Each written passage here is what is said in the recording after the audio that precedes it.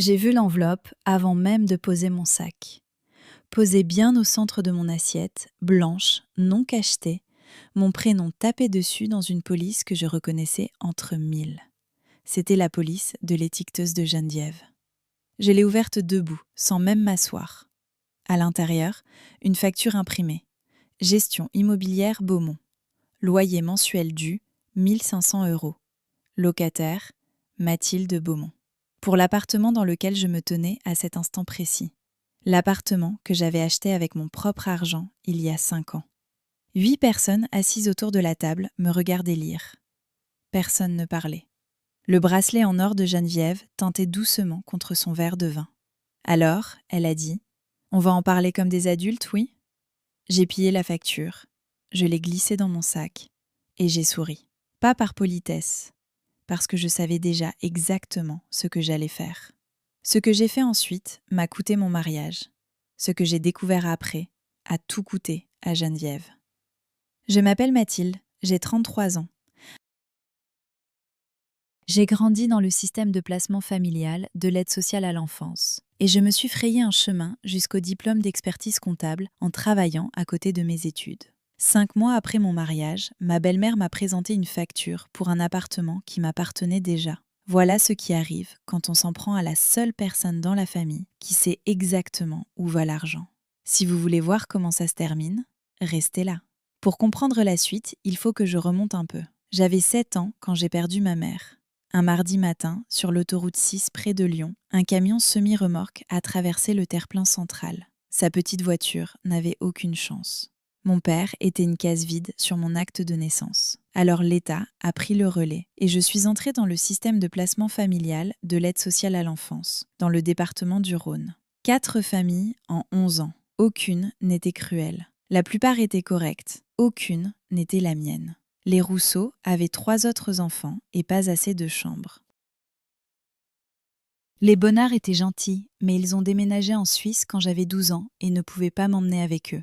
Les Garnier, c'est la famille qui a duré le plus longtemps, 2 ans. Madame Garnier m'envoie encore une carte à Noël, sans faute. Après eux, il y a eu les Fontaines. Des gens bien, une maison silencieuse, un jardin derrière où j'ai appris à aimer rester seule. Mais le placement familial, il t'apprend une chose avant toutes les autres. Tout peut disparaître. Ta chambre, ton école, ta brosse à dents. La photo de famille sur le frigo se refait et toi, tu n'es plus dedans. Alors tu apprends à tenir ce que tu peux, à garder quelque chose que personne ne peut te prendre. Quand je suis sortie du dispositif ASE à ma majorité, j'avais un sac de sport, un livret avec 1400 € mis de côté grâce aux cours particuliers et une certitude absolue que personne n'allait venir m'aider à construire quoi que ce soit. J'ai trouvé un poste dans un cabinet de préparation fiscale sur l'avenue Berthelot. Je me suis inscrite à l'IUT Lyon 2 et j'ai loué une chambre dans une maison avec 3 autres filles. Ce premier matin-là, j'ai fait du café dans une cuisine où personne ne pouvait me demander de partir. L'odeur, le marc bon marché, le filtre en papier, ma tasse posée là comme si elle avait toujours été là. C'était la première chose qui m'appartenait vraiment. 2 ans plus tard, j'ai intégré l'université Lyon 3 en comptabilité.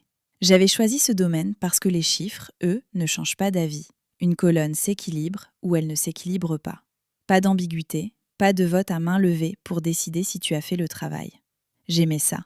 J'aimais ça, comme certaines personnes aiment les verrous à double tour. Ma première responsable au cabinet, une structure de taille moyenne sur le cours Gambetta, le cabinet Marchand et Associés, s'appelait Sylviane Marchand. 50 ans, divorcée, elle avait construit le cabinet depuis une pièce unique au-dessus d'une pressing. Elle m'a appris tout ce que les manuels laissent de côté. Comment lire un bilan, comme on lit un roman. Comment repérer le paragraphe où quelqu'un commence à mentir. Et une phrase qui m'a marquée plus que tout le reste. Elle m'a dit de garder mes actifs séparés, que le monde prend aux gens qui laissent leurs portes ouvertes. J'ai obtenu mon diplôme d'expertise comptable à 26 ans, du premier coup. Des années de travail supplémentaires, une aide à l'accession à la propriété de la ville et une rigueur avec l'argent qui frisait l'obsession. C'est comme ça que j'ai acheté mon premier appartement. Un 2 pièces à Croix-Rousse, juste au nord de la presqu'île. Je l'ai mis au nom d'une SCI, la SCI Soleil, avec mon prénom de naissance, celui d'avant que le système m'attribue une série de noms de famille qui n'ont jamais vraiment été les miens. À 28 ans, j'ai acquis un appartement plus grand dans le même immeuble, 3 pièces, parquet, vue sur les arbres le long du cours Gambetta et un carreau en terre cuite fissuré près de la porte d'entrée. Je l'avais ébréché moi-même le jour de mon emménagement en posant ma valise trop vite sur le seuil. Je ne l'ai jamais fait réparer. Chaque fois que je marchais dessus, je me souvenais que j'étais arrivée là seule. Personne n'avait signé pour moi. Personne ne m'avait tendu une clé par générosité. J'ai rencontré Étienne Beaumont à un match de l'Olympique lyonnais. Des amis communs, des places bon marché, un soir où j'avais failli ne pas venir parce que j'avais un dossier client à rendre le lundi. Il avait 32 ans, travaillait dans la vente de matériel médical, et il avait ce genre de rire qui fait se retourner les inconnus 2 rangées plus loin. Il ne cherchait pas à impressionner. Il m'a demandé ce que je faisais. Quand j'ai répondu expertise comptable judiciaire, il a dit que j'attrapais les gens qui mentent avec des chiffres. J'ai répondu que je m'occupais plutôt de ceux qui croient que les chiffres ne parlent pas. Il a ri. Je l'ai aimé à cet instant précis. On s'est fréquentés pendant 14 mois. Il savait que j'avais grandi dans le système de placement familial. Il n'en a jamais fait un fardeau ni une cause à défendre. Il le traitait comme un fait, comme il traitait le fait que je buvais mon café sans sucre ni lait et que je ne savais pas faire un créneau en un seul essai. Quand il m'a demandé en mariage, j'ai dit oui. Quand on a parlé des finances pour le mariage, je lui ai dit que j'avais mes propres économies et quelques biens d'avant notre rencontre. Il a hoché la tête, il n'a pas insisté, je n'ai pas développé. Un soir, tôt dans le mariage, il m'a demandé pourquoi je gardais des comptes séparés. On était dans le lit et la question est arrivée doucement, sans reproche. Je lui ai dit la vérité, une partie de la vérité. J'avais arrêté d'avoir besoin d'une famille pour survivre le jour de mes 18 ans. Étienne a ri quand je lui ai dit ça, comme si c'était une blague. Ce n'en était pas une. Je l'aimais, vraiment. Mais je ne lui ai jamais donné le code du coffre, ni l'accès à la société civile immobilière, ni le tableau complet de ce que j'avais construit avant qu'il arrive dans ma vie. La fille de l'aide sociale à l'enfance en moi gardait toujours une main posée sur la sortie. Je me répétais que ce n'était pas de la méfiance. C'était juste la seule façon que je connaissais d'aimer sans tout perdre. J'ai rencontré Geneviève Beaumont pour la première fois chez elle à Caluire-et-Cuire, une maison de 2 étages, bien tenue, avec des volets qu'elle avait peints elle-même et une allée refaite l'été précédent. C'est Bernard qui a ouvert la porte.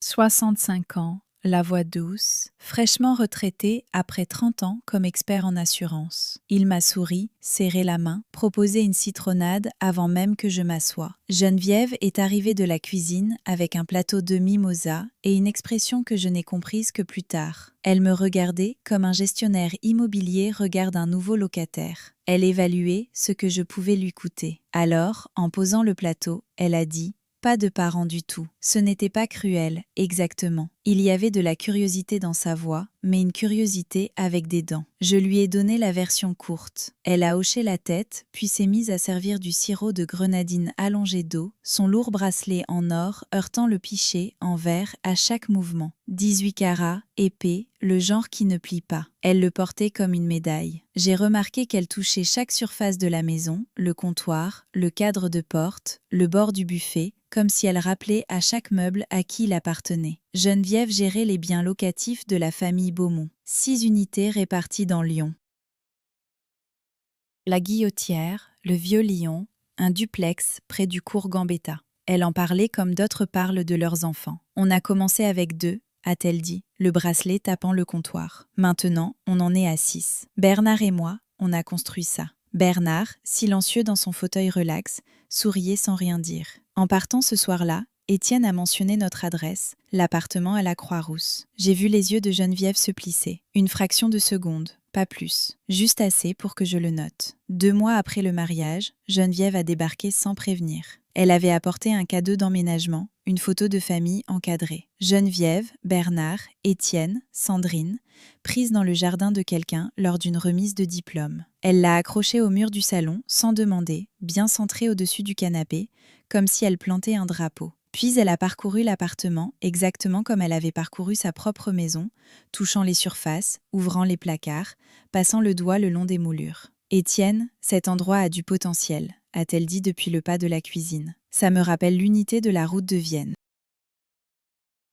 Comme si mon appartement était l'un de ses biens locatifs. Avant de partir, manteau déjà boutonné, elle a lâché la phrase. Désinvolte, bien rodé. Quand ton père et moi vous avons installé ici, je pensais que vous entretiendriez au moins les installations. Nous avons installé, j'ai entendu. Je n'ai rien dit devant Étienne, parce que je voulais d'abord comprendre l'étendue de ce à quoi j'avais affaire avant de tracer une ligne. Cette nuit-là, une fois Étienne endormi, j'ai ouvert mon ordinateur. J'ai tapé l'adresse sur le site du service du cadastre du Rhône. Le résultat est apparu en quelques secondes. Propriétaire, SCI, Soleil, mon nom, ma société, mon bien. Je suis restée là un moment, les pieds nus sur le carrelage froid, à fixer l'écran. Geneviève n'avait pas vérifié. Elle avait supposé qu'Étienne avait trouvé l'appartement grâce à elle, parce que des mois avant le mariage, il lui avait demandé son avis sur les quartiers. Mais j'avais trouvé ce lieu bien avant qu'Étienne existe dans ma vie. Geneviève ne le savait pas, parce qu'elle n'avait jamais posé la question.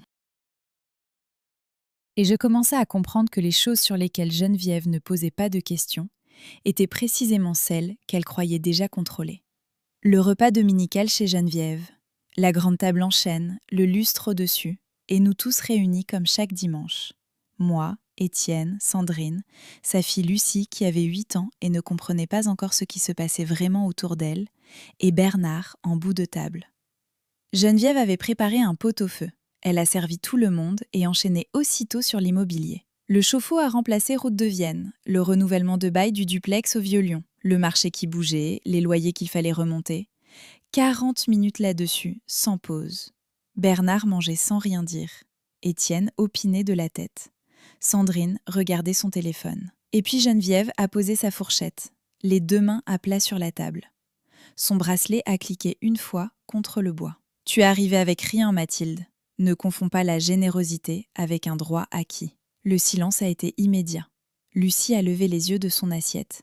Sandrine avait quelque chose au coin des lèvres, entre le sourire et la satisfaction.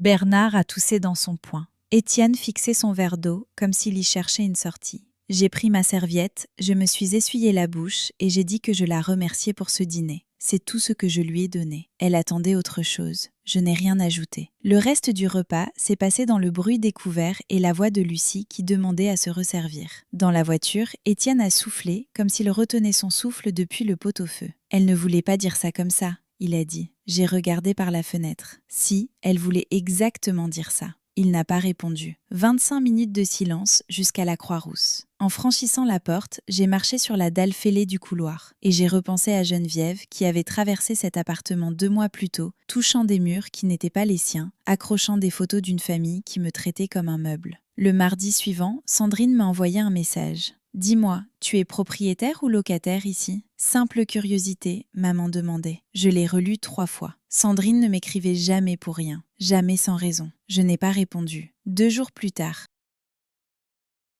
je rentrais, mes clés à la main dans le couloir, quand j'ai entendu la voix de Sandrine monter depuis le bas de l'immeuble. Elle était près des boîtes aux lettres, au rez-de-chaussée, son téléphone collé à l'oreille. Elle ignorait que l'acoustique de cette cage d'escalier portait tout, absolument tout, jusqu'au 3e. « Elle ne veut pas dire, » a soufflé Sandrine. « Mais je parie qu'Étienne paie le crédit. Elle n'a probablement même pas de score bancaire. » Un silence. « Je sais. Une gamine de l'ASE avec un 2 pièces à la Croix-Rousse. Allez, maman. » Je suis restée immobile, mes clés dans le poing, à écouter. Pas seulement ce qu'elle disait, la forme de ce qu'elle construisait. Pas juste que je ne méritais pas d'être là, que c'était impossible que j'aie pu gagner ça moi-même. Et là, j'ai compris le mécanisme. Sandrine était le relais. Chaque visite, chaque petite question anodine, chaque passage impromptu, tout remontait à Geneviève. Et je comprenais pourquoi. Sandrine avait 37 ans, divorcée depuis 2 ans, locataire d'un appartement dans le Vieux-Lyon avec sa fille. Elle avait perdu sa maison dans la séparation. Et elle regardait la femme de son petit frère, une fille sans famille, sans passé, sans nom connu, vivre dans quelque chose de plus beau que ce qu'elle pouvait s'offrir. Cette équation-là ne passait pas. Et quand les chiffres ne tombaient pas justes, Sandrine n'enquêtait pas. Elle concluait à la fraude. Quand j'en ai parlé à Étienne, doucement, il a haussé les épaules. « Sandrine, c'est Sandrine. » Voilà tout ce qu'il a dit. Dans le placement familial, tu apprends vite à distinguer une famille qui te veut et une famille qui a besoin que tu restes en dessous d'eux pour se sentir suffisant. C'est une différence subtile de l'extérieur. De l'intérieur, c'est une évidence. Ce soir-là, j'ai ouvert un nouveau fichier sur mon ordinateur portable. J'ai créé des colonnes. Date, bien, source, mon temps. Je ne savais pas encore ce que je construisais, mais mes mains, elles, semblaient le savoir. Ce fichier est resté ouvert sur mon bureau pendant 3 semaines avant que je comprenne vraiment ce que j'avais sous les yeux. Si tu as déjà commencé à te préparer, avant même de savoir à quoi, si quelque chose en toi t'a dit de collecter, d'organiser, de protéger, avant que ta tête rattrape ton instinct, alors tu vois exactement de quoi je parle. Reste avec moi. Parce que Geneviève était sur le point de commettre l'erreur la plus grave de sa vie. Geneviève a commencé à passer chaque semaine. Elle avait toujours une raison. Vérifier la plomberie, déposer des restes de pot-au-feu, rapporter une veste qu'Étienne avait oubliée. Mais chaque visite était en réalité une inspection de territoire. Elle déplaçait ma cafetière du côté gauche du plan de travail vers le côté droit. Elle remplaçait les serviettes de bain par des modèles brodés aux initiales Beaumont. Elle a laissé un mot sur la table de la cuisine une fois. Le joint de la douche est à refaire, je vais appeler quelqu'un. Comme si c'était elle, la propriétaire. Je remettais tout en place à chaque fois en silence. C'est devenu un rituel. Geneviève dérangeait, je restaurais. Elle poussait, je tenais. Aucune de nous deux ne reconnaissait ouvertement le jeu, mais on savait toutes les deux exactement ce que c'était.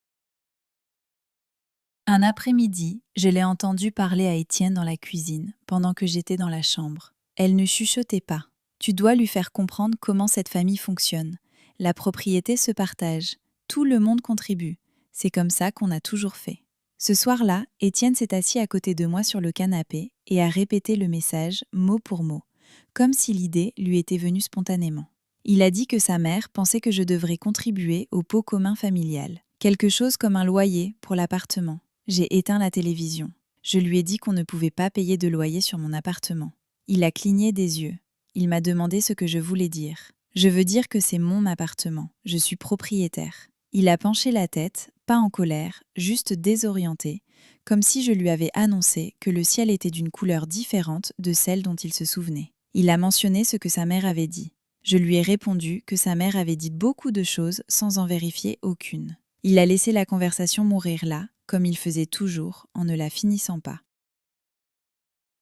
Sandrine est passée le samedi suivant récupérer une veste que Lucie avait oubliée. Elle est restée 40 minutes. Je l'ai regardée traverser l'appartement lentement, s'arrêter dans la cuisine, passer la main sur le plan de travail en granit, ouvrir le réfrigérateur comme si elle faisait un inventaire. Quand j'ai tourné le coin du couloir, elle était là, téléphone en main. Elle montrait juste à sa mère la disposition des placards, elle a dit, en abaissant l'écran comme si c'était la chose la plus naturelle du monde. Pour le logement sur la route de Vienne, pas de gêne, pas d'excuse, une évidence. J'ai laissé passer. Mais pendant qu'elle bavardait dans mon salon, j'ai commencé à regarder vraiment. Ses chaussures étaient éraflées, une semelle qui se décollait au talon. Sa veste datait d'au moins 2 saisons. Ses ongles étaient rongés jusqu'au sang. Sandrine ne souffrait pas seulement de jalousie envers mon appartement. Elle souffrait, tout court. J'avais vu sa chambre d'amis une fois en déposant Lucie chez elle, dans le vieux Lyon. Vide, même pas un lit de camp. Le divorce l'avait mise à nu et personne dans la famille Beaumont n'en parlait.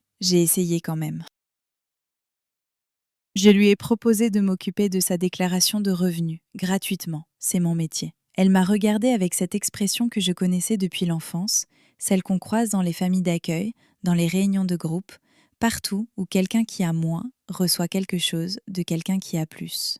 Elle a dit qu'elle n'avait pas besoin de charité, surtout venant de quelqu'un qui avait épousé de l'argent.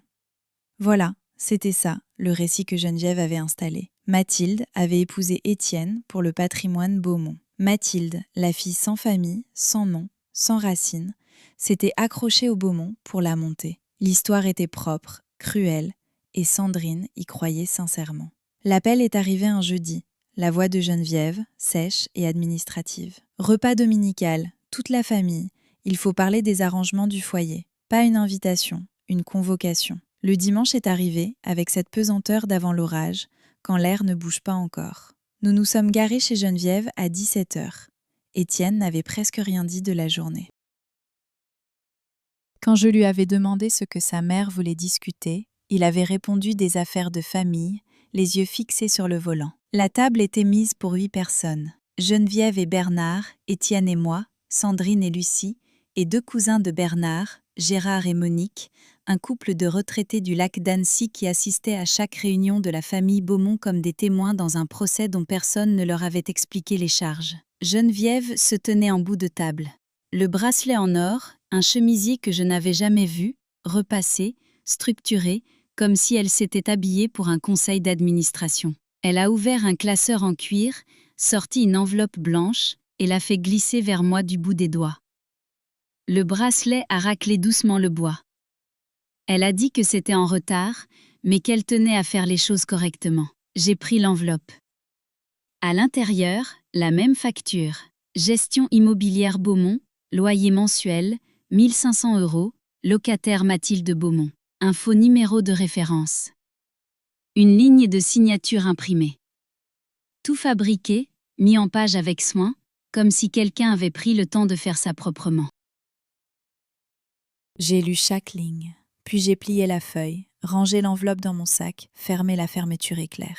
Geneviève m'observait. Elle attendait des larmes, de la colère, une voix qui tremble. Elle n'a rien eu de tout ça. Elle avait en face d'elle une femme qui recevait des documents d'institution depuis ses 7 ans. Je savais lire un papier, et je savais reconnaître un mensonge mis en forme. Geneviève a pris la parole comme si elle présidait une réunion de syndic. Mathilde occupe un bien familial depuis 5 mois, sans contrepartie. Ce n'est pas ainsi que cette famille fonctionne. Tout le monde contribue, tout le monde mérite sa place. Elle a regardé autour d'elle pour s'assurer qu'elle avait la salle. Elle l'avait. Bernard fixait son assiette. Gérard avait suspendu sa mastication à mi-chemin. La main de Monique flottait au-dessus de son verre d'eau. Sandrine s'est adossée à sa chaise et a croisé les bras. Elle a murmuré que ça devait être bien pratique d'épouser au-dessus de sa condition. Les mots ont atterri comme une gifle. Personne n'a rien dit. Étienne était assis à côté de moi et je sentais la chaleur irradier de son visage, mais il ne disait rien. Il ne me regardait pas. Il ne regardait personne. Il contemplait son verre d'eau comme s'il pouvait y trouver une réponse. Le bracelet de Geneviève a tinté contre le bord de la table. 1 fois, 2 fois, pendant qu'elle tapotait sa pochette en cuir. Puis elle s'est penchée en avant et a prononcé la phrase qui allait rester coincée dans ma poitrine pendant des semaines. Elle a dit que c'était une affaire de famille, que je n'étais pas de la famille, que j'étais une locataire. Le mot a résonné autrement quand elle l'a dit devant tout le monde comme ça. Locataire, pas belle-fille, pas Mathilde, même pas la femme d'Étienne. Une locataire dans un appartement qu'elle ne possédait pas, payant un loyer à une femme qui n'avait jamais signé le moindre acte notarié de sa vie. Bernard a toussé. Gérard a reposé sa fourchette. Monique a baissé les yeux sur son assiette et ne les a plus relevés. Dans le salon, Lucie regardait des dessins animés et elle a éclaté de rire à quelque chose à la télé. Ce son a flotté jusqu'à nous et s'est suspendu au-dessus du silence comme un nuage. J'ai terminé mon dîner. Chaque bouchée. Puis j'ai plié ma serviette, je l'ai posée sur la table et j'ai dit que je comprenais, que je m'en occuperais. Les sourcils de Geneviève se sont levés. Elle n'avait pas prévu ça. Elle attendait une dispute. Mais ce que je voulais dire par là, c'était tout autre chose. Et je crois qu'au fond d'elle, elle le sentait. 2 jours après ce repas, je suis allée chez Geneviève récupérer un plat à gratin que j'avais oublié la semaine d'avant.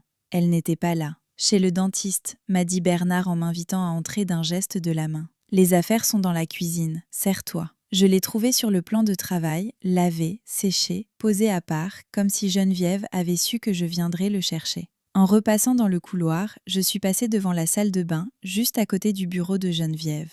La porte du bureau était entr'ouverte. Je ne suis pas entrée. Je veux être claire là-dessus. Je me suis arrêtée dans le couloir avec mon plat en céramique entre les mains et j'ai regardé à travers un interstice de peut-être 15 cm dans une porte à moitié fermée. Le bureau de Geneviève était recouvert de papier, le classeur ouvert, des relevés bancaires étalés en éventail sur toute la surface. Ce qui a attiré mon regard, ce n'était pas le désordre, c'était l'entête. Caisse d'épargne Rhône-Alpes. Or, je savais pertinemment que les Beaumont étaient clients chez BNP Paribas. J'avais vu leurs enveloppes traîner sur le comptoir de Geneviève des dizaines de fois. Alors, ce relevé-là venait d'ailleurs. Un second compte. Je ne pouvais pas lire les chiffres depuis le couloir, mais la structure de la page me sautait aux yeux. Des dépôts réguliers, mensuels, des montants à plusieurs chiffres empilés dans la colonne de gauche, comme dans un registre comptable. Mon cerveau d'experte a enregistré tout ça sans me demander mon avis. Je ne savais pas encore ce que ça voulait dire, peut-être rien. Mais un second compte dans un autre établissement que la banque principale de la famille, ce genre de détails ne s'oublie pas quand les chiffres sont à langue maternelle. Je l'ai trouvé. j'ai lancé à Bernard en brandissant le plat. « Merci », il a répondu depuis le salon. Sur le chemin du retour, j'ai serré le volant en me répétant que ce n'était probablement rien. Geneviève avait peut-être un compte épargne personnel. Peut-être qu'il datait d'avant leur mariage. Peut-être que je voyais des schémas là où il n'y en avait pas. Mais en rentrant chez moi, mon tableau de bord était toujours ouvert sur mon ordinateur et mes doigts me démangeaient. Le lendemain matin, au cabinet Marchand et Associés, j'ai ouvert le site du bureau des hypothèques du Rhône. Fichier immobilier, données cadastrales. Là, j'étais chez moi. La fiducie Beaumont détenait 6 biens locatifs répartis dans Lyon. Bernard était désigné comme seul mandataire. Ça, c'était du domaine public. Ce qui ne l'était pas, en revanche, je l'avais déjà vu. 2 mois plus tôt, Bernard m'avait tendu un classeur après le repas dominical et m'avait demandé si je pouvais jeter un œil à une question fiscale. « Tu es expert comptable diplômé ?» il m'avait dit en posant le classeur sur la table de cuisine. « Tu peux peut-être y voir plus clair que moi ?» Le classeur contenait le registre de fonctionnement de la fiducie, des bilans annuels, des relevés de dépôt, des journaux de revenus locatifs sur près de 20 ans. Je l'avais aidé, j'avais répondu à sa question et je lui avais rendu le classeur. Mais je suis experte en expertise comptable judiciaire. Les chiffres restent gravés dans ma mémoire comme des paroles de chansons restent dans la tête d'un musicien. Je me souvenais de la structure. Et là, assise à mon bureau avec les actes publics étalés devant moi, j'ai recoupé tout ce que j'avais vu. 4 des 6 unités avaient des traces nettes des revenus locatifs correctement inscrits dans le registre de la fiducie, des dépôts sur un compte BNP Paribas ouvert au nom de la fiducie Beaumont. Tout était là, tout s'équilibrait. 2 unités, non. Le bien au 47 rue des Marronniers, un petit pavillon à 2 chambres dans la Guillotière, ne montrait aucun revenu locatif dans le registre de Bernard depuis 8 ans. Idem pour le 12 rue Moncey, une petite unité près du Vieux-Lyon. Pourtant, les 2 étaient occupés. Je suis passée devant pendant ma pause déjeuner. Lumières allumées, un vélo d'enfant attaché à la rambarde du porche rue des Marronniers. Un paillasson, des herbes en pot sur le rebord de fenêtre rue Moncey. Les locataires payaient. L'argent allait quelque part. Juste pas dans la fiducie. Je me suis rassise et j'ai fait le calcul.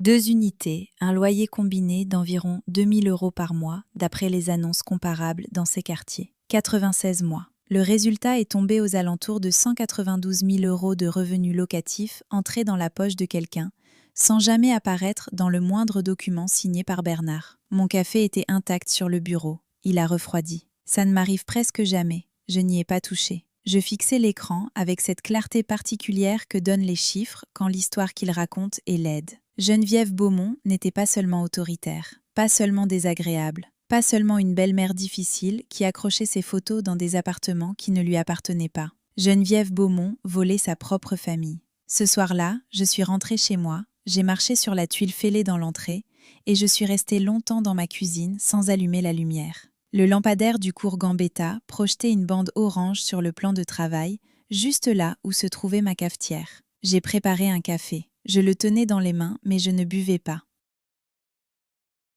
J'essayais de comprendre ce que ça changeait pour moi. La fausse facture de loyer, c'était une chose. Mesquine, humiliante, mais gérable. Je pouvais me battre ou ignorer. Dans un cas comme dans l'autre, ça deviendrait un jour une mauvaise anecdote qu'on raconte en famille lors d'un repas dominical auquel je n'irai plus. Mais ce que j'avais vu dans le registre de la fiducie Beaumont, c'était autre chose. Si ce que j'avais lu était exact, et j'avais passé 12 ans à apprendre à lire ce genre de documents, donc je connaissais la probabilité, alors Geneviève avait détourné près de 200 000 € de revenus locatifs sur 8 ans. Cet argent appartenait à la fiducie, ce qui voulait dire qu'il appartenait à Bernard, qu'il appartenait, en un sens, à Étienne et Sandrine. Et Geneviève l'avait pris sans en parler à aucun d'eux. J'ai pensé à Bernard dans son fauteuil relax qui me proposait une 2e part de tarte aux fruits avec ce sourire tranquille, qui faisait confiance à sa femme comme on fait confiance à quelqu'un qui dort à côté de soi chaque nuit, complètement, parce que l'alternative est insupportable. Il ne savait pas. J'ai pensé à Étienne. Est-ce qu'il me croirait si je lui disais ? Ou est-ce qu'il ferait comme toujours, trouver un angle pour dire que j'exagère, que je complique tout, que je suis l'étrangère qui ne sait pas laisser les choses tranquilles ? J'ai posé mon café. Je n'allais pas réagir. J'allais vérifier. C'est ce que font les experts comptables diplômés. On ne devine pas, on ne suppose pas. On trace l'argent jusqu'à ce qu'ils nous disent la vérité. Et ensuite, on décide quoi en faire.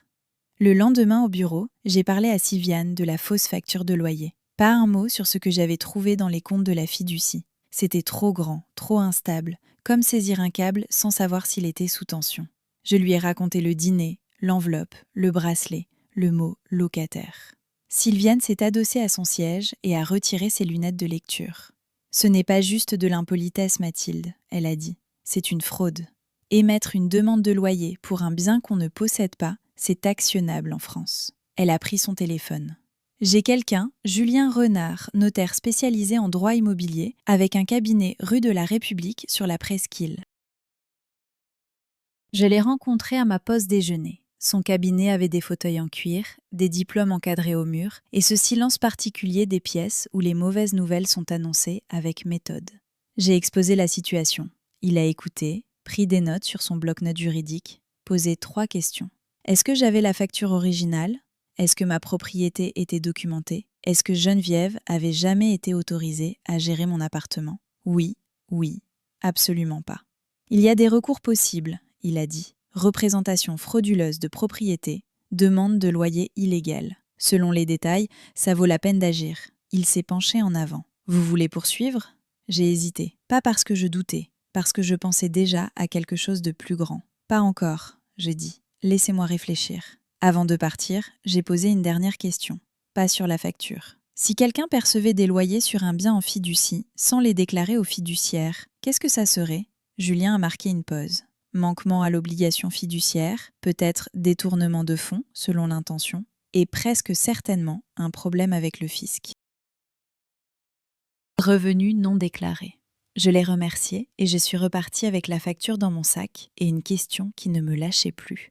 Ce soir-là, j'étais assise à la table de la cuisine, avec mon ordinateur ouvert sur la page du service du cadastre du Rhône. L'écran affichait l'acte de propriété de mon appartement. SCI, Soleil. Enregistré, déposé, net, comme un contrat sans rature. Étienne est sorti de la chambre, s'est arrêté derrière moi et a regardé l'écran par-dessus mon épaule. « Qu'est-ce que tu fais ?» il a demandé. Je n'ai pas fermé l'onglet. « Des recherches », j'ai dit. Il s'est penché, a vu l'adresse, le sceau officiel, les lettres SCI à côté du nom de notre immeuble. « Mathilde, paye juste le loyer ? 1 500 €. On peut se le permettre ?» J'ai fermé l'ordinateur lentement. On ne peut pas payer un loyer sur mon appartement, Étienne.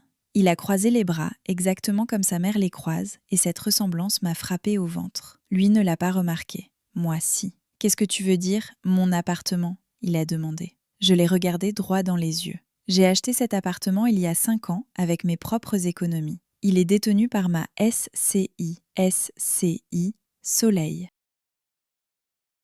Mon nom de naissance. Ta mère me fait payer un loyer pour un bien qui m'appartient. Le silence dans la cuisine était si total que j'entendais le compresseur du réfrigérateur tourner. Étienne est resté immobile. Il a regardé le plan de travail, la fenêtre, la dalle de terre cuite fissurée près de la porte d'entrée, celle qu'il avait enjambée chaque jour pendant 5 mois sans jamais demander d'où elle venait. « C'est quoi cette SCI ?» il a dit. « SCI, Soleil. Je l'ai créée avant qu'on se rencontre. » Un silence encore plus long. « Pourquoi tu ne m'avais rien dit ? Tu n'as jamais posé la question ? » Il était là, dans ma cuisine, dans mon appartement, dans un immeuble qui m'appartenait avant que je connaisse son nom. Et je le regardais essayer d'intégrer l'idée que la femme qu'il avait épousée avait un fondement entier sous ses pieds, qu'il n'avait jamais cherché à voir. Étienne n'a pas vraiment entendu. Les mots sont arrivés, puis ont glissé, comme l'eau glisse sur quelque chose de déjà imperméable. Au lieu de rester avec ce que je venais de lui dire, il a pris son téléphone. « Il faut prévenir ma mère », il a dit. « Elle doit savoir qu'elle s'est trompée sur le bien. » Je l'ai regardé composer le numéro. Alors j'ai parlé. Elle s'excuse, elle retire la facture. « Qu'est-ce qui change, Étienne ?» Il a levé un doigt. « Attends. » Et il a mis le haut-parleur. Geneviève a décroché à la 2e sonnerie. Sa voix était tranchante, comme si elle attendait cet appel depuis un moment. Étienne lui a tout dit. Que l'appartement était à mon nom via une SCI, que je l'avais acheté avant notre mariage. Le silence côté Geneviève a duré 4 secondes exactement. Puis elle a dit que c'était ridicule, qu'il ne fallait pas me croire, qu'aucun enfant passé par le placement familial ne possède un appartement en SCI, qu'elle le manipulait. J'ai entendu, Étienne a entendu. Il m'a regardé et j'ai vu quelque chose de pire que du doute dans ses yeux. J'ai vu l'attraction. ce champ gravitationnel qui le maintenait en orbite autour de sa mère depuis 35 ans. J'ai compris à cet instant précis qu'aucun acte notarié, aucun extrait du bureau des hypothèques, aucun document public ne pèserait jamais aussi lourd que cette voix au bout du fil. Geneviève a continué. Elle a dit qu'il fallait que je comprenne ma place dans cette famille. Elle voulait nous voir tous les deux au repas dominical. Qu'on règle ça comme il se doit. Étienne a raccroché. Il m'a regardé avec l'expression d'un homme coincé entre deux immeubles, cherchant lequel s'effondrerait en premier. Il a dit qu'elle nous attendait à dîner. J'ai répondu « bien », court, net, comme une signature au bas d'un document qu'on ne peut plus retirer. Du lundi au mercredi, je suis restée au bureau jusqu'à 19h, puis chez moi, devant mon ordinateur jusqu'à minuit. Je n'étais pas en colère. La colère, c'est chaud, ça va vite, ça se consume. Moi, j'étais quelque chose de plus froid que ça. Je faisais ce qu'on m'avait appris à faire pendant 12 ans. Je suivais l'argent. Le lundi soir, j'ai appelé Bernard pour lui demander si je pouvais récupérer le classeur de la fiducie. Je lui ai dit que j'avais remarqué quelque chose dans les déclarations fiscales et que je voulais vérifier par simple conscience professionnelle. Il l'a déposé à mon bureau le lendemain matin sans poser une seule question. C'était Bernard, une confiance qui frôlait la vulnérabilité. Page par page. Le bureau des hypothèques du Rhône confirmait les 6 propriétés. Le greffe du tribunal de commerce de Lyon confirmait l'enregistrement de la fiducie. Le service du cadastre donnait les évaluations actuelles. Tout public, tout accessible. Mais le registre interne, la comptabilité propre de Bernard, racontait une autre histoire. Geneviève n'apparaissait nulle part dans les actes de la fiducie, ni comme co-gérante, ni comme bénéficiaire déléguée, ni comme quoi que ce soit. Aucun rôle juridique. Et pourtant, c'est elle qui gérait tout. Les locataires, les appels pour la maintenance, les renouvellements de baux, la collecte des dépôts de garantie. Bernard lui avait remis les clés un jour et n'avait jamais demandé de compte-rendu. 4 des 6 propriétés avaient des traces nettes dans le registre. Loyer encaissé, viré sur le compte BNP Paribas de la fiducie, consigné dans les bilans annuels. Les colonnes s'équilibraient. Les 2 autres, non. Les 2 propriétés en question, 47 rue des Marronniers et 12 rue Moncey, n'avaient rien. Aucun loyer enregistré, aucun dépôt traçable vers le compte de la fiducie. Pourtant, les 2 étaient occupés. J'avais passé en voiture devant l'immeuble rue des Marronniers et j'avais vu le nom Rousseau sur la boîte aux lettres. Rue Moncey, un voisin m'avait confirmé que les Lefebvre louaient là depuis des années, régulièrement, chaque mois. J'ai croisé les montants avec des biens comparables dans ces quartiers. Estimation basse, 1 200 € par mois rue des Marronniers, 800 rue Moncey. 2 000 € par mois, sur 8 ans. Ça fait environ 192 000 €. Presque 200 000 € qui auraient dû figurer dans les comptes de la fiducie et qui n'y étaient pas. Ils étaient ailleurs. Et j'avais une idée très précise de l'endroit parce que j'avais vu l'entête de papier sur le bureau de Geneviève et la forme de ses dépôts, et ce rythme mensuel de revenus sans contrepartie dans le registre. Le jeudi soir, Étienne a utilisé mon ordinateur pour consulter ses mails pendant que son téléphone chargeait. J'étais sous la douche. Quand je suis sortie, il était assis à la table de cuisine, l'écran ouvert devant lui, la mâchoire serrée. Il a dit que je préparais une action en justice contre sa mère. Il avait vu l'historique du navigateur. Droit des locataires, fraude immobilière, notaire spécialisé en droit immobilier à Lyon. Tout ce que j'avais cherché la semaine d'avant. Je suis restée dans l'encadrement de la porte avec une serviette autour des cheveux et je n'ai rien nié. Je lui ai dit que sa mère avait émis un document frauduleux exigeant un paiement pour un bien qu'elle ne possédait pas, que dans mon métier, ça avait un nom. Il a répondu que c'était juste un papier. J'ai dit que c'était de la fraude. Étienne s'est levé, il a traversé la cuisine, s'est appuyé contre le plan de travail et a posé les 2 mains à plat sur le granit, exactement comme sa mère les posait sur la table à manger quand elle voulait que tout le monde se taise. Il a dit que je déchirais cette famille pour un bout de papier. J'ai pris une inspiration, je l'ai retenue, je l'ai relâchée. Et j'ai répondu que sa mère avait déchiré tout ça le jour où elle m'avait traité de locataire dans ma propre maison. Il n'a pas trouvé quoi répondre à ça. Il a dormi sur le canapé. Moi, je suis restée dans la chambre, porte fermée, et j'ai évité de regarder la carte de visite de Julien Renard sur la table de nuit. J'ai ouvert mon tableur à la place. Les colonnes se remplissaient. Les chiffres prenaient forme. Ils racontaient une histoire qui n'avait rien à voir avec une fausse facture et tout à voir avec la destination de l'argent quand personne ne surveille. L'idée d'un procès, ce n'était jamais mon plan. C'était l'hypothèse de Geneviève sur ce que quelqu'un comme moi ferait. Réagir, attaquer, se battre sur son terrain. Elle attendait ça, mais j'avais fini de me battre sur le terrain des autres. Geneviève a appris l'existence du notaire. Étienne le lui a dit, évidemment. Et elle n'a pas paniqué. Elle a agi. Le vendredi matin, une lettre est arrivée dans ma boîte, en provenance du cabinet d'Édouard Perrin, l'avocat historique de la famille Beaumont. Mademoiselle Beaumont, indiquait-elle. Tout litige concernant les biens de la famille Beaumont doit être adressé à ce cabinet. La famille préfère régler ses affaires en interne. Une formule d'intimidation classique. Je l'avais vue des centaines de fois dans des dossiers de contrôle fiscal. La version juridique de « ne venez pas nous embarrasser en public ». Édouard Perrin représentait les Beaumont depuis 20 ans. Il jouait au golf avec Bernard. Il avait assisté au bac d'Étienne.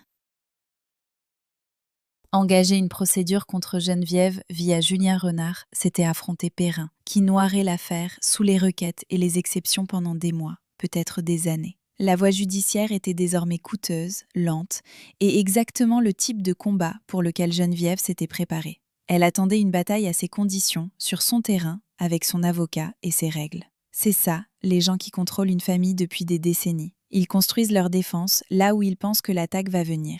Geneviève avait bloqué le recours, renforcé les murs, positionné son conseil. Elle se sentait en sécurité. Je me suis assise au comptoir de la cuisine et j'ai relu la lettre une dernière fois. Puis je l'ai posée, j'ai versé un café et j'ai souri. Parce que Geneviève avait passé une semaine entière à fortifier la mauvaise porte. La fausse facture n'avait jamais été mon arme. Ce n'était pas le terrain que j'avais choisi. Le terrain que j'avais choisi, c'était celui qu'elle ne soupçonnait même pas. Celui avec les loyers manquants, les relevés de la caisse d'épargne Rhône-Alpes et une question à laquelle elle ne pouvait pas répondre sans se trahir.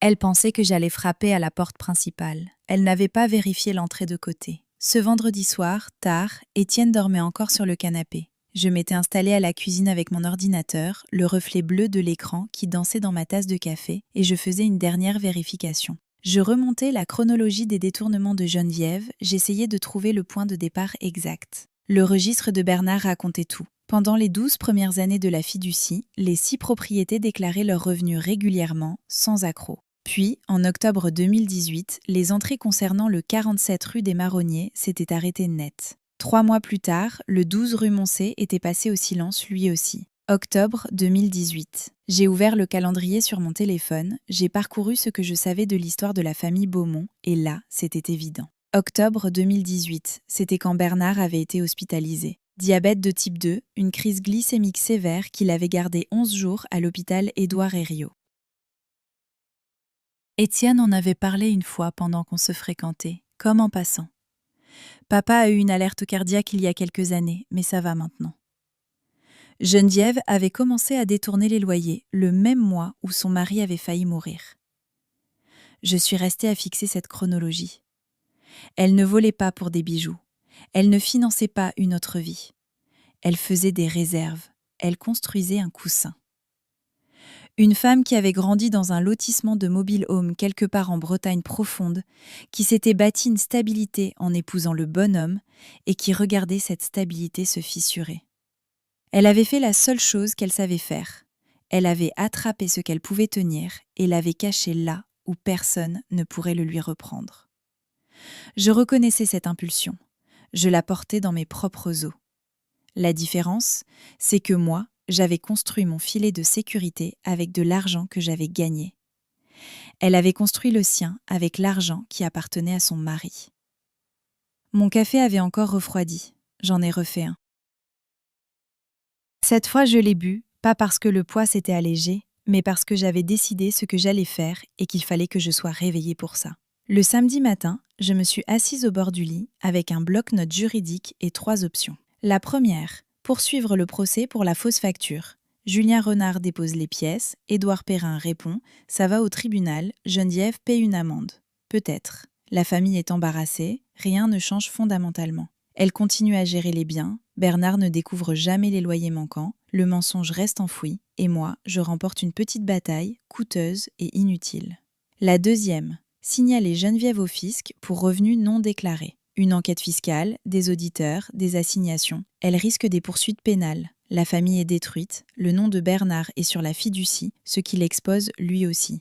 L'héritage d'Étienne s'évapore en frais judiciaires. Une bombe qui rase l'immeuble et enterre tout le monde à l'intérieur, y compris ceux qui n'avaient rien fait de mal. La troisième, Poser une seule question au repas dominical devant Bernard et laisser la famille décider quoi faire de la vérité. J'ai choisi la troisième, pas par clémence, par précision. Le pouvoir de Geneviève dans cette famille reposait sur une chose. Tout le monde lui faisait confiance avec l'argent. Bernard signait les documents de la fiducie, Geneviève gérait les opérations. Le système fonctionnait parce que personne ne vérifiait jamais. Non pas parce qu'ils étaient naïfs, mais parce qu'ils l'aimaient. Et l'amour, c'est la faille comptable la plus efficace qui soit. Si je poursuivais, je gagnais un procès. Si je signalais, je déclenchais une enquête. Mais si je posais une seule question, la bonne, dans la bonne pièce, devant la bonne personne, je pouvais mettre la vérité exactement là où elle devait aller, dans les mains de Bernard. Ce qui m'intéressait, ce n'était pas la punition, c'était que la vérité arrive là où elle devait arriver. Le repas dominical était dans 28 heures. Le samedi soir, j'ai imprimé un seul document. L'acte du bureau des hypothèques du Rhône indiquant la SCI Soleil comme propriétaire enregistré de l'appartement du 14 rue de la Burdeau. Pas pour l'agiter sous son nez, pas pour provoquer une scène, juste pour l'avoir dans mon sac, au cas où Étienne aurait encore besoin d'un papier pour me croire. Je n'ai pas imprimé l'analyse financière, pas besoin de graphique, ni de tableur, ni de chemise bourrée de preuves. Les chiffres, je les avais dans la tête. 12 ans de formation professionnelle m'avaient appris à réciter les données pertinentes comme un musicien peut fredonner une mélodie sans partition devant lui. Ce qu'il me fallait, c'était une question, une seule. La bonne question, posée calmement, adressée à la bonne personne, dans une pièce où la réponse ne pourrait ni être esquivée, ni être enterrée. Je me suis arrêtée près de la porte d'entrée et j'ai posé mon pied nu sur la fissure du carrelage. La céramique fraîche, le bord rugueux là où le coin s'était ébréché. Cet appartement, je l'avais acheté à 28 ans avec mon propre argent, issu de mon propre travail, à mon propre nom. Personne n'avait co-signé. Personne ne m'avait offert un apport. Personne ne m'avait installé. J'avais monté ma valise seule jusqu'au 3e étage. Je l'avais lâchée exactement là. J'avais ébréché le carrelage et je l'avais laissé ainsi. Exprès. J'ai appelé Sylviane. Si ça tourne mal demain, je peux venir chez toi quelques jours ? Elle n'a pas demandé ce qui se passait. Elle n'a pas insisté. Elle a juste dit que sa chambre d'amis m'attendait. Sylviane comprenait quelque chose en moi qu'Étienne n'avait jamais saisi. Je ne parlais pas de mes plans à l'avance parce que mes plans étaient la seule chose que personne ne m'avait jamais prise. J'ai réglé mon réveil sur 7 heures. J'ai sorti un chemisier simple, un pantalon sombre, des chaussures plates. Rien de dramatique. J'allais à un dîner, pas à une bataille. La bataille était déjà terminée. Geneviève ne le savait pas encore. Dimanche, 17 heures. Étienne a conduit en silence jusqu'à chez Geneviève. Ses mains serraient le volant, sa mâchoire était contractée, et l'espace entre nous semblait plus grand que les 25 minutes de route vers Confluence. Il a dit juste d'écouter ce qu'elle avait à dire. J'ai regardé le tableau de bord. Il a dit qu'on pouvait peut-être trouver un compromis. Il restait 3 rues à faire.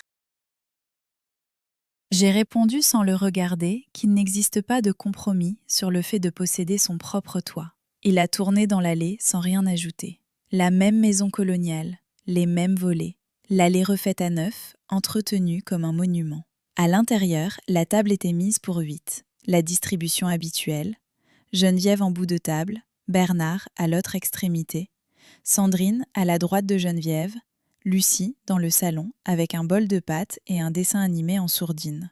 Gérard et Monique, les cousins de Bernard, assis côte à côte avec cet air légèrement aux aguets, des gens qui ont assisté à assez de dîners Beaumont pour sentir quand ça allait mal tourner. Et au centre de la table, à côté de la corbeille à pain, un document imprimé. 2 exemplaires, un stylo. Geneviève s'est levée quand on est entré, le bracelet en or, la robe bleu marine bien repassée, ce sourire particulier, celui qu'on a quand on croit avoir déjà gagné. Elle a annoncé qu'elle avait rédigé un bail en bonne et due forme. Son bracelet a teinté contre le dossier de la chaise. 1 500 € par mois, 2 mois d'avance. Elle a fait glisser les copies vers moi. Je me suis assise, j'ai pris le bail. J'ai lu chaque ligne, chaque clause, chaque condition inventée. La pièce était silencieuse. Geneviève attendait. Bernard observait depuis le bout de la table. J'ai posé le bail doucement, j'ai croisé les mains sur mes genoux et j'ai regardé Geneviève directement. Avant de signer quoi que ce soit, j'ai dit « j'ai une question ». Ce bail entre les mains, je sentais chaque repas dominical, chaque cafetière déplacée, chaque fois qu'Étienne m'avait dit de garder la paix. Dans le système de placement familial de l'aide sociale à l'enfance, on apprend vite que la paix n'est pas quelque chose qu'on garde. C'est quelque chose que les gens vous prennent quand vous arrêtez de défendre votre propre terrain. J'ai gardé la voix basse. Pas douce, basse, ce n'est pas pareil. La douceur, c'est la soumission. La voix basse, c'est un choix. Geneviève, j'ai dit, avant qu'on parle de ce bail, je veux clarifier quelque chose concernant l'appartement du 14 rue de la Burdeau. Le menton de Geneviève s'est relevé. Qu'est-ce qu'il y a à clarifier ? La propriété n'est pas un bien familial Beaumont. J'ai dit que l'acte est détenu par la SCI Soleil. C'est ma société. Je l'ai immatriculé au greffe du tribunal de commerce de Lyon il y a 8 ans. J'ai acheté cet appartement il y a 5 ans, intégralement, avec des fonds que j'ai gagnés en tant qu'experte comptable diplômée. Ce bien n'a jamais fait partie de la fiducie Beaumont. Il n'a jamais été géré par vous et n'a jamais figuré sur aucune déclaration Beaumont. Je ne suis pas votre locataire, Geneviève, je suis la propriétaire. Le bracelet s'est tu. La main de Geneviève avait cessé de bouger. Elle tenait le bord de la table et pendant un moment, elle n'a pas parlé. Gérard a posé sa fourchette, Monique a regardé Bernard. Le sourire en coin de Sandrine, celui qu'elle portait depuis le premier repas des factures, avait disparu. Étienne, à son crédit, a parlé doucement et trop tard. Mais il a parlé. Elle dit la vérité, maman. Elle m'a montré l'acte. Geneviève s'est ressaisie. Elle se ressaisissait toujours. Elle a redressé les épaules, relevé le menton et pivoté comme une femme qui défend sa position depuis 40 ans. « Eh bien, dit-elle, peu importe quel nom figure sur quel papier, c'est une discussion familiale sur les contributions familiales. Tout le monde dans cette famille contribue à... » Alors parlons des contributions familiales, j'ai dit.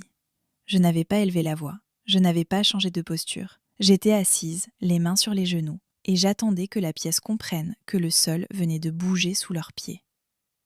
Puisqu'on parle de contribution, j'ai repris, de qui paie quoi et où va l'argent, je veux m'assurer que tout le monde autour de cette table comprend le tableau complet. Les yeux de Geneviève se sont plissés. La fiducie Beaumont détient 6 propriétés locatives, j'ai continué.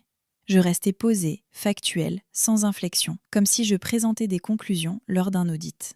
4 de ces propriétés génèrent des revenus locatifs déclarés correctement sur le compte de la fiducie Beaumont à la BNP Paribas. C'est exact, Bernard ?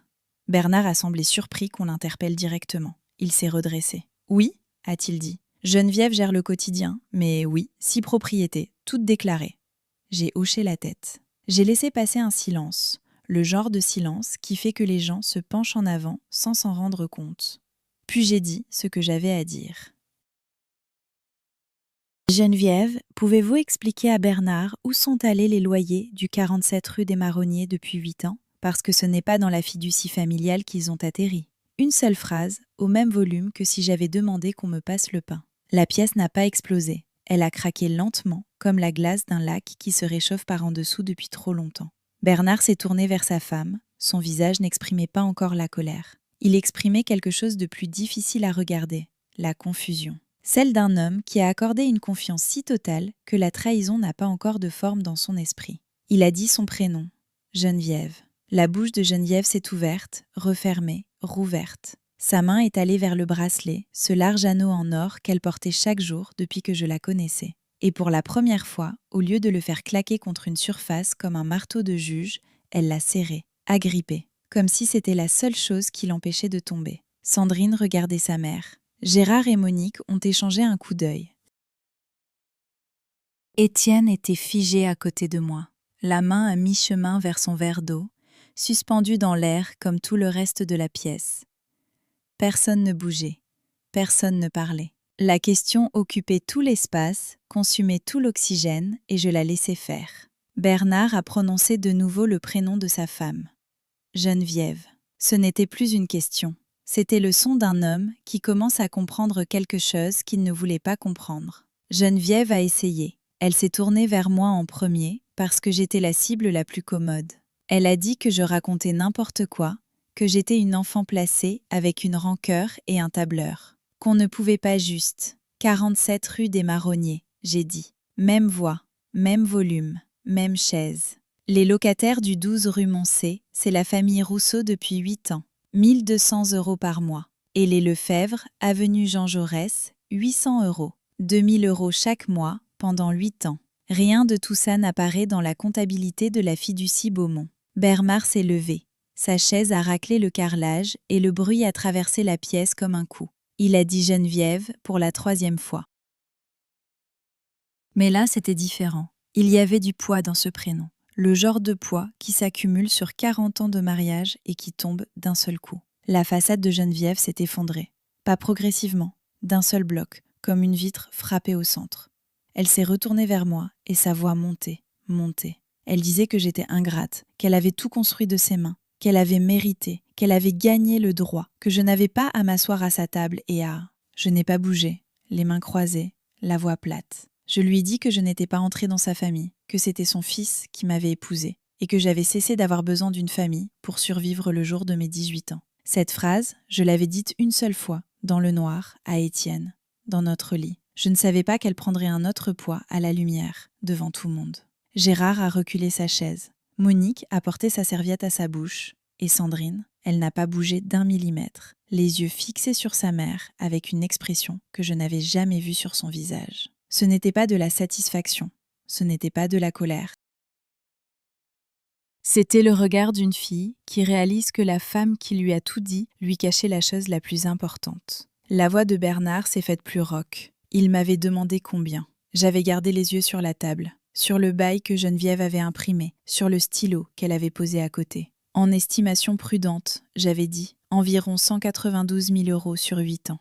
Bernard s'était rassis lentement, comme quelqu'un qui entre dans une eau bien plus froide qu'il ne l'imaginait. Et la façon dont il avait regardé Geneviève après ça, j'avais déjà vu cette expression. Dans des salles d'audience, dans des réunions d'audit, partout où quelqu'un comprend que la personne en qui il avait confiance était précisément celle qu'il aurait dû surveiller. Geneviève était toujours debout, ses mains tremblaient. Le bracelet frémissait contre le bord de la table, un léger cliquetis métallique, comme quelque chose qui se détache. Elle s'était tournée vers moi une dernière fois. « Tu es arrivé avec rien ».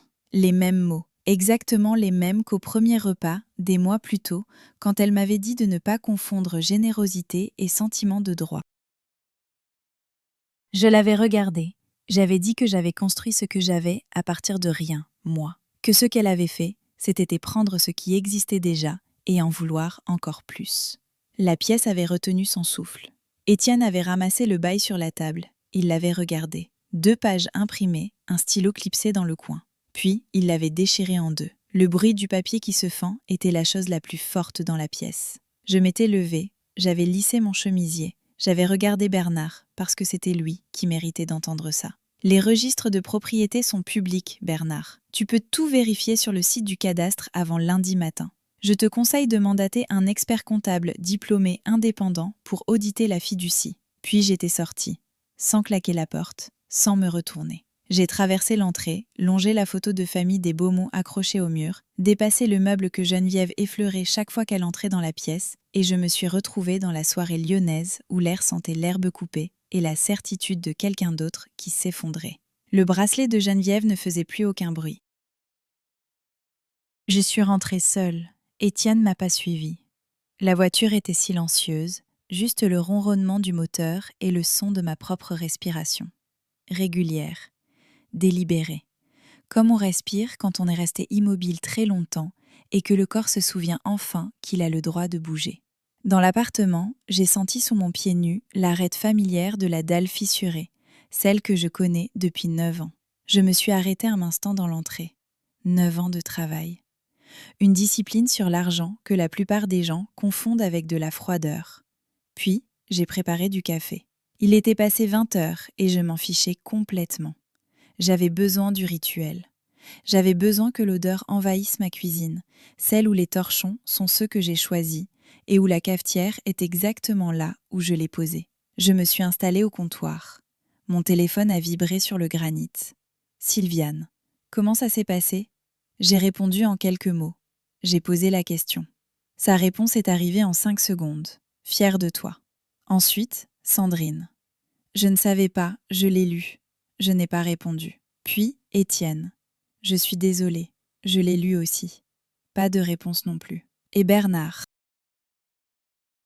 Court, sans urgence. Comme lui, merci. Celui-là, je l'ai gardé. Je me suis assise avec mon café et je l'ai bu jusqu'à la dernière gorgée encore tiède. Je n'ai pas pleuré, je n'ai pas fêté ça. Je suis restée dans ce silence particulier qui appartient à une femme qui vient de dire la chose vraie, la plus difficile de sa vie, et qui se retrouve maintenant dans l'espace que cette vérité a ouvert. Une semaine plus tard, Bernard a mandaté un expert comptable diplômé indépendant. Pas moi, je m'étais récusée immédiatement. Et c'est un cabinet de Bron qui a conduit l'audit de la fiducie Beaumont. 3 semaines. Quand les conclusions sont revenues, le chiffre était 187 400 €, légèrement en dessous de mon estimation, mais assez proche pour que la différence ne change rien à l'essentiel. Près de 200 000 € de revenus locatifs détournés sur 8 ans depuis 2 biens immobiliers, versés sur un compte à la Caisse d'épargne Rhône-Alpes au seul nom de Geneviève. Bernard n'a pas porté plainte. Il a dit à Étienne que c'était une affaire de famille. Formule ironique. Quand on se souvient que Geneviève avait utilisé exactement ces mots-là pour me faire taire à sa table. Mais lui, il a agi. Il a retiré à Geneviève la gestion de la totalité des 6 biens et confié le tout à une société d'administration professionnelle agréée. Il a modifié le compte courant de la fiducie. Il a consulté un nouvel avocat, pas Édouard Perrin, quelqu'un d'autre, quelqu'un qui ne connaissait pas le nom Beaumont depuis 20 ans, pour restructurer la fiducie et imposer des audits annuels par des tiers indépendants. Geneviève n'est pas allée en prison. Elle est allée dans un endroit plus silencieux que ça. Elle a perdu les clés des biens, elle a perdu le classeur en cuir. Elle a perdu la place en bout de table d'où elle dirigeait les affaires de la famille Beaumont depuis 2 décennies. Le bracelet était toujours là à son poignet, mais il ne tintait plus de la même façon contre des surfaces qui n'étaient plus les siennes à surveiller. Sandrine m'a appelée une fois, 3 semaines après le dîner. Elle a dit qu'elle était désolée de m'avoir traitée d'enfant placé qui jouait à la famille. Sa voix était plus petite que je ne l'avais jamais entendue. Je lui ai répondu que oui, j'avais grandi dans le système de placement familial de l'aide sociale à l'enfance, et que je jouais pour de vrai, que nous n'étions pas amis, mais l'hostilité s'est arrêtée. Ce qu'il y avait entre nous est passé de tranchant à neutre, comme un câble débranché de sa source. Étienne a quitté mon appartement 2 semaines après ce dîner. Nous nous sommes séparés sans rage, sans vaisselle brisée, ni cris dans le couloir, juste avec cette reconnaissance lourde et épuisée qu'il avait passé 35 ans à choisir la mauvaise personne à qui rester fidèle. Et moi, 5 mois, à espérer qu'il choisisse autrement. Je ne déteste pas Geneviève, je la comprends, et c'est bien plus difficile à porter. Elle a grandi dans un lotissement de mobil-home en Bretagne, avec un père qui réparait des tuyaux et une mère qui étirait chaque euro jusqu'à ce qu'il se déchire. Elle a épousé Bernard Beaumont à 22 ans parce qu'il était stable, gentil et qu'il avait une maison avec une porte d'entrée qui fermait à clé. Elle a passé 40 ans à bâtir un patrimoine immobilier pour ne plus jamais dépendre de la chance. Et quand son mari est tombé malade, elle a paniqué. Elle a commencé à prendre de l'argent, pas par avidité, pas pour le luxe. Pour la même raison que moi, j'avais gardé une SCI à mon nom de naissance. Parce qu'elle avait une peur panique de se retrouver à nouveau sans rien. Je connais cette peur-là. Je connais cette peur dans ma propre poitrine, dans le carreau fissuré près de ma porte, dans le tableau Excel que j'avais ouvert avant même de comprendre pourquoi je me battais. La différence, c'est que moi, j'ai construit mon plancher de mes propres mains. Geneviève, elle, a construit le sien sur celui des autres. Et quand tout le poids s'est effondré, c'est sur ceux qui lui faisaient le plus confiance que ça a atterri. La maison la plus sûre que tu auras jamais, c'est celle que personne d'autre ne peut revendiquer. Pas parce que tu es égoïste, parce que tu vaux la peine d'être protégé. Une fausse facture posée sur une assiette à dîner. Un bracelet en or qui a arrêté de teinter. Une question sur un loyer à laquelle personne n'a su répondre. Ces détails, ils ne s'inventent pas. Si tu as déjà protégé quelque chose que tu as construit toi-même, ou si tu es encore en train d'apprendre comment faire, partage cette histoire avec quelqu'un qui en a besoin. Et si tu veux que je continue à raconter ces histoires, laisse un commentaire, juste en dessous.